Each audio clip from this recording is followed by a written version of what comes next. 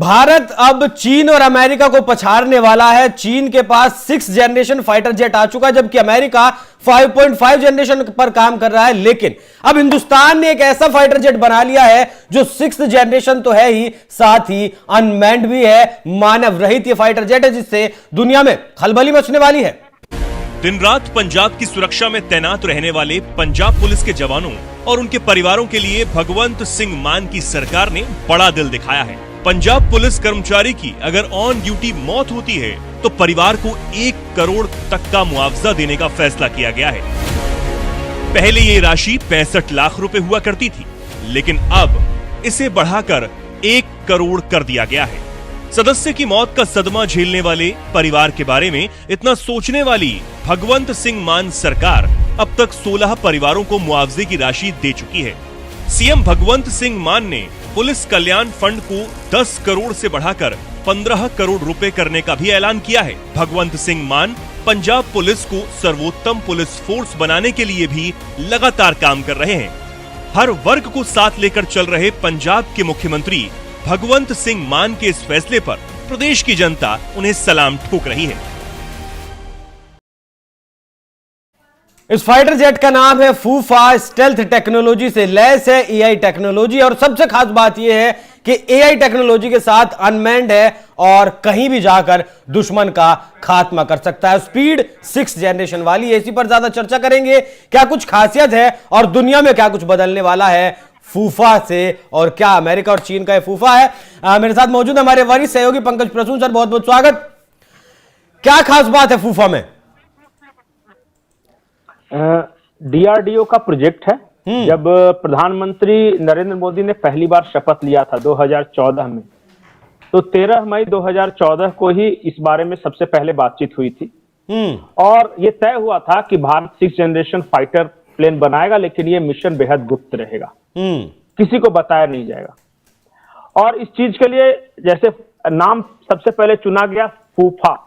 इसका full form है futuristic unmanned fighter aircraft. अब इसके गुण समझिए कि क्या ये सक्षम है। सबसे पहले बात कि आमतौर पे जितने भी फाइटर एयरक्राफ्ट होते हैं उसमें बम वगैरह का जो इस्तेमाल होता है, मिसाइल दागते हैं, लेकिन ये लेजर दागेगा। ये लेजर बीम से लैस है ये, और इतना सटीक इसका निशाना होगा कि पलक झपकते ही वो नेस्तनाबूद हो जाएगी। जिस चीज से इसकी लेजर टकराएगी वो। दूसरा जो इसमें खूबी ये मतलब ये मिसाइल वगैरह लेकर नहीं जाएगा? नहीं, मिसाइल वगैरह लेकर नहीं जाएगा। ये लेजर से हमला करेगा, और बहुत घातक लेजर है। वो ऐसा लेजर है कि कहा यह जा रहा है कि 3 मीटर थिकनेस का जो कंक्रीट होता है, 3 मीटर में बता रहा हूं, कंक्रीट होता है, उसको एक क्षण में इधर उधर करता है, पूरा नेस्तनाबूद कर देगा उसको, मतलब राख में तब्दील कर देगा। इतना पावरफुल लेजर है इसमें लगा हुआ। और चाहे अंदर बंकर हो, हथियार डिपो हो, सुरक्षित से सुरक्षित वो ठिकाना बनाया हुआ हो, एक बार इसके लेजर के चपेट में आने से बचना मुश्किल है। नहीं, मिसाइल नहीं होगी तो धमाका कैसे होगा फिर? मान लो किसी ठिकाने पर लेजर जाकर लगी तो वो कट जाएगा उस इलाके वो। नहीं, लेजर इतना पावरफुल होगा कि जैसे ही वो लेजर टकराएगा वो परखच्चे उड़ जाएंगे उस चीज के। ये दूसरी बात यह है कि इसमें कोई पायलट की जरूरत नहीं पड़ेगी, क्योंकि इसकी स्पीड इतनी रखी गई है कि एक इंसान से ये कंट्रोल हो ही नहीं सकता। उसको रिमोट और आर्टिफिशियल इंटेलिजेंस से ही कंट्रोल करना होगा। अभी तक ये तकनीक और किसी भी देश के पास नहीं है। अच्छा, चाइना ने जो 6th जनरेशन बनाया उसमें और इसमें क्या अंतर है? नहीं, चाइना भी देखिए वो क्या है कि इंसान उड़ाता है उसको भी, स्पीड अच्छी है उसकी, और वो जो नॉर्मल मिसाइलें वगैरह का इस्तेमाल करता है, रडार से वो बच सकता है स्पीड की वजह से। जो हमारा जो फूफा है, वो जो चाइना वाला 6th generation stealth fighter plane है, उससे 1.5 गुनी स्पीड है। 1.5 गुनी? हाँ, उससे 1.5 गुनी अधिक है। और ये इंसान इतनी तेज स्पीड कंट्रोल नहीं कर पाएगा, इसलिए इसको रिमोटली कंट्रोल किया गया है ये आर्टिफिशियल इंटेलिजेंस के द्वारा। दूसरी बात है लेजर। तीसरा है कि इसमें यह कि 4 तरह के मिशन को यह अंजाम दे सकेगा। पहला मिशन है स्ट्रेटजिक ऑफेंसिव।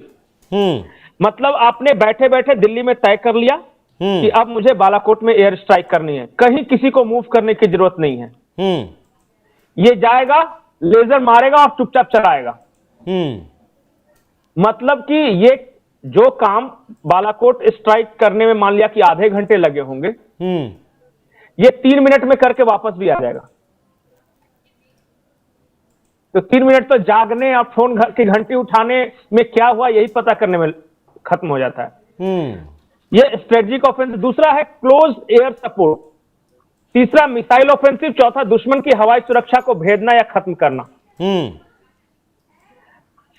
जो फूफा का पहला वर्जन है उसका मोटा मोटी तैयार हो चुका है, और ये जो आप जो देख रहे हैं वीडियो, जो भी आप दिखा रहे हैं, ये डीआरडीओ ने जो HTFE-25 इंजन लगाकर जो पहली बार जो एक्सपेरिमेंट किया था, उसी वक्त ये किसी के कैमरे में आ गया था। वहां से पूरी दुनिया को पता चला कि कुछ तो गुप्त हो रहा है भारत में। अभी देखिए, अभी जो पहला फर्स्ट वर्जन इसका है, ये 1500 किलोग्राम का पेलोड ले जाएगा। और जो सबसे एडवांस वर्जन है उसका 5500 केजी पेलोड ले जाने में सक्षम है। ये 5500 किलो। बिल्कुल। और इसे जो तैयार किया है डीआरडीओ की एक विंग है, अभी बहुत शुरुआती जानकारी है, इसका नाम है एरोनॉटिक्स डेवलपमेंट एस्टेब्लिशमेंट, ADE। वो पूरा काम देख रही है। अब बहुत क्लोज डोर में, बहुत सेक्रेटली तैयार किया जा रहा है। दुनिया को नहीं पता कि इसमें और क्या क्या खूबियां हैं। लेकिन जैसे ही ये आएगा, और उम्मीद यह है कि अगले साल तक, शायद 2026 इसका डेडलाइन रखा गया है, तब तक ये पूरी तरह तैयार हो जाएगा। अच्छा, फर्स्ट जनरेशन वाला ये मोटा मोटी तैयार है, और जल्द ही इसके बारे में देखिए कब इसकी घोषणा की जाती है। एक तरफ हम तेजस, हमारा अपना विमान है तेजस, अमेरिका से इंजन मंगा रहे हैं मिग के लिए, तेजस के लिए, वो हमें आपूर्ति नहीं हो रही है। उसके ऊपर मतलब वो 5th जनरेशन हमारे पास, हमने राफेल लिए। तेजस की बात करें तो 4.4 जनरेशन है, राफेल से सीधा ना तो 5.5 और सीधा 6 जनरेशन और सीधा अनमैन्ड। तो वाकई में भारत के पास टेक्नोलॉजी की जरूरत नहीं है। जैसे चीन कट कॉपी पेस्ट करता है, F-35 अमेरिका का 5 जन था, उसका कट कॉपी पेस्ट करके उसने अपना J-36 बना लिया 6 जनरेशन। भारत ने भी ऐसा कुछ किया नहीं। देखिए, अब भारत की टेक्नोलॉजी की आप बात कर रहे हैं ना, मैं तीनों देश का फर्क बताता हूं, अमेरिका, चाइना और भारत। मुझे चाइना ज्यादा बूस्टअप करता है। मतलब कि एक मैं रिपोर्ट देख रहा था, अंतर्राष्ट्रीय रिपोर्ट, चीन जितना ताकतवर है नहीं, दुनिया को बताता है कि मेरे पास ये भी है, ये भी है, ये भी, अगर करोगे तो मैं ये कर दूंगा। दुनिया की सबसे बड़ी आर्मी मेरे पास है। और सबसे बड़ी आर्मी आप पता है, अभी नॉर्थ सुडान में पीस कीपिंग फोर्सेस चाइना गई और मैदान छोड़ के भाग खड़े हुए। ऐसे ऐसे वीडियोज आए हैं कि चीन के सैनिक जंग के मैदान में जाने से पहले रो रहे हैं। क्यों? तो अंदर से खोखला है, डर। वो बहुत ज्यादा जूझ नहीं पाते, लड़े नहीं है ना कभी। नहीं, लड़ने की आदत भी नहीं। अरे जो आखिरी इन्होंने जो बड़ी जंग लड़ी थी, बड़ी जंग की मैं बात करूं, जो फुल फ्लेज्ड वॉर है, वो 1905 में शायद जापान के साथ लड़ी थी, इसमें जापान से हारे थे। और बहुत सारे लोग बहुत ज्यादा बूस्टअप करते हैं कि चाइना के पास ठीक है, एडवांस टेक्नोलॉजी है, संख्या के लिहाज से बड़ी फौज है, क्योंकि जनसंख्या उनके पास ज्यादा है, लेकिन जज्बा नहीं है। और उनकी सारी टेक्नोलॉजी चाइना की, कहा यह जाता है कि वो कहीं ना कहीं से चुराई हुई है, उनका खुद का आविष्कार कुछ नहीं। वही मैंने कट कॉपी पेस्ट का बादशाह बताया चाइना को। चाइना डीप सीक पहले क्यों नहीं लेकर आया? ओपन एआई, चैट जीपीटी आने के बाद क्यों लेकर आया? चाइना ने 6 जनरेशन फाइटर जेट कैसे बनाया? 5.5 पर जब अमेरिका काम कर रहा है, उससे पहले लेकर आता तो मानती दुनिया। नहीं, चाइना का ये दावा है ना कि हमारा 6 जनरेशन है, बाद में पता चलेगा कि वो 5.5 का ही कॉपी है। रिवर्स इंजीनियरिंग का मास्टर है चाइना। बिल्कुल। और दोनों, मैं ये चाइना के बारे में बोलता, अमेरिका के बारे में देखिए, वहां कॉस्ट ऑफ प्रोडक्शन बहुत ज्यादा, बहुत महंगा पड़ता है। अमेरिका जो कुछ भी बनाता है, और ये अमेरिका के लिए आज की तारीख पे सबसे बड़ा वीक पॉइंट है। जो काम भारत 5 रुपए में कर सकता है, वहां अमेरिका को 50 रुपए देने पड़ते हैं। 10 गुना अब ज्यादा। देखिए ना, जितने स्पेस प्रोजेक्ट्स हैं जो भी अमेरिका ने किया और भारत ने कंप्लीट किया, भारत इकलौता ऐसा देश है जिसने चांद के दक्षिणी सतह पे अपना विमान, मतलब अपना ये लैंड कराया चंद्रयान को। आज तक न नासा उसमें सक्सेस हो सका, न रशिया सक्सेस होगा, दुनिया का कोई देश नहीं हो सका। जब हमने मून मिशन अपना शुरू किया था तो प्रधानमंत्री ने कहा था कि जितने में एक हॉलीवुड फिल्म बनती है ना, उससे कम पैसे में हमने भेज दिया। आज दुनिया में सबसे ज्यादा संख्या के लिहाज से सबसे ज्यादा सैटेलाइट लॉन्च करने वाला इसरो है। इसलिए टेक्नोलॉजी क्या है हमारे पास, उस पर मत जाइए। जिस हिंदुस्तान एरोनॉटिक्स लिमिटेड के दरवाजे पे राहुल गांधी बैठ के धरना दे रहे थे कि बेच दिया बेच दिया बेच दिया, आज वो मुनाफे में है। पहली बार आजादी के बाद पहली बार मुनाफे में है और वो तेजस जैसे विमानों को बना रहा है। जिस डीआरडीओ को हमेशा पैसे का क्रंच रहा करता था, उसको इस तरह के स्पेशल डिजाइन तैयार करने के लिए दिए गए हैं और कहा यह जा रहा है कि वो तैयार कर भी रहा है। इसलिए इंडियन ब्रेन के बारे में तो सवाल अमेरिका नहीं उठाता, आप कहां से उठा रहे? बिल्कुल, वो दुनिया में हर जगह ये कहा जा रहा है कि Indian brain are the best. ठीक है, तो फिलहाल अच्छा जी कंक्लूड करिएगा। भारत स्टेल्थ विंग फ्लाइंग, हाँ, जो ये है SWF, ये 2026 में अचीव कर रहा है। ये अमेरिकी डिफेंस एक्सपर्ट्स की का जो पेपर है, रिसर्च पेपर, वो बताता है। हमने परमाणु विस्फोट किया था, दुनिया में किसी को नहीं पता चला। पहला तो इंदिरा गांधी के टाइम पे कर लिया था ना हमने। नहीं, वो क्या था कि वो सफल मिशन नहीं था, सफल नहीं था, लेकिन कर तो लिया था। फिर अटल जी के टाइम पे कर लिया था, लेकिन बाद में दबाव आया चारों तरफ से, फिर कर लिया अचीव। तो देखिए बहुत कुछ परिवर्तित हो रहा है और ये एक, जैसा मैंने बताया, ये सीक्रेट मिशन था। एक जब ये मैंने बताया कि वो जब एक एडवांस इंजन लगा के, जिसका नाम था STFE-25, वो लगा के जब ये ट्रायल कर रहे थे, उसी वक्त किसी रडार या कुछ कैमरे ने पकड़ा है।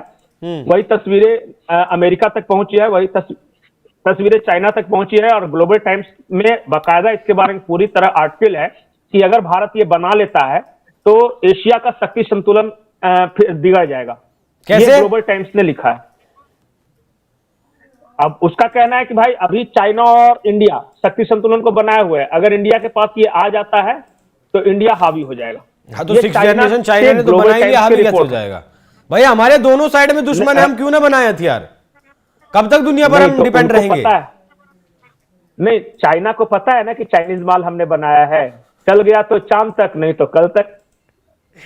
अच्छा, दुनिया पर क्या प्रभाव पड़ने वाला है इसका? आखिरी लाइन देखिए, अब तक होता यह है कि कुछ देश ऐसे हैं जो कि डिफेंस एक्सपोर्टर हैं, जिसमें चाइना है, फ्रांस है, अमेरिका है, ब्रिटेन है और इजराइल है, रशिया है।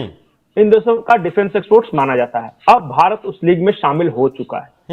भारत ने जिस तरह हाई टेक डिफेंस एक्सपोर्ट्स किए हैं, जैसे कि ब्रह्मोस को एक्सपोर्ट करना, हाँ, जैसे तेजस को हम दे रहे हैं, भारत उस एलिट क्लब में शामिल हो गया है जो देश हथियार दिया करते हैं, बेचा करते हैं दूसरे देशों को। बाकी सारे देश परचेजर है। भारत भी 2014 के पहले से परचेज करता था। बिल्कुल। अब हम बेचने वाले लीग में शामिल हो गए हैं, वो एलिट क्लब में हम शामिल हो गए हैं। हथियारों को जो बड़ा बाजार देश दुनिया हमारे देश में देखा करती थी, वो अब कम देखेगी। नहीं, वो अब समझेगी कि अब वो बेच रहा है। अब सिर्फ खरीदार भारत नहीं है, वही मैं कह रहा हूं, भारत बिक्री करता भी है और ये एक बहुत बड़ा परिवर्तन है। बिल्कुल, बहुत बहुत धन्यवाद। तो जिस टेक्नोलॉजी के साथ चाइना ने अपना 6th जनरेशन फाइटर जेट बनाया था, जिसका नाम J-35 रखा गया, उसे हालांकि कहा गया कि अमेरिका के F-35 की वो कॉपी करके बनाया गया, लेकिन उसमें बहुत सारी चीजें ऐसी बनाई गई जो अमेरिका के F-35 में नहीं थी। अब भारत ने भी एक कदम आगे बढ़ते हुए अनमैन्ड व्हीकल, मतलब अनमैन्ड फाइटर जेट, आप समझ सकते हैं हथियारों की जरूरत नहीं है, लेजर से वो हमला करेगा। और माफ कीजिएगा, मैंने राफेल को 5th जनरेशन फाइटर जेट बताया। राफेल जो हमारे पास है वो 4.5 जनरेशन फाइटर जेट है और फिलहाल पाकिस्तान हमसे आ गया, उसके पास भी अमेरिका के 5th जनरेशन फाइटर जेट है। तो दुनिया में भारत के फूफा से खलबली तो जरूर मचने वाली है। भारत इस दुनिया में एक कदम और विश्वसनीयता के साथ आगे अब आने वाले वक्त में बढ़ाने वाला है। बाकी पूरी चर्चा आपको कैसी लगी कमेंट कर जरूर बताइएगा। नमस्कार।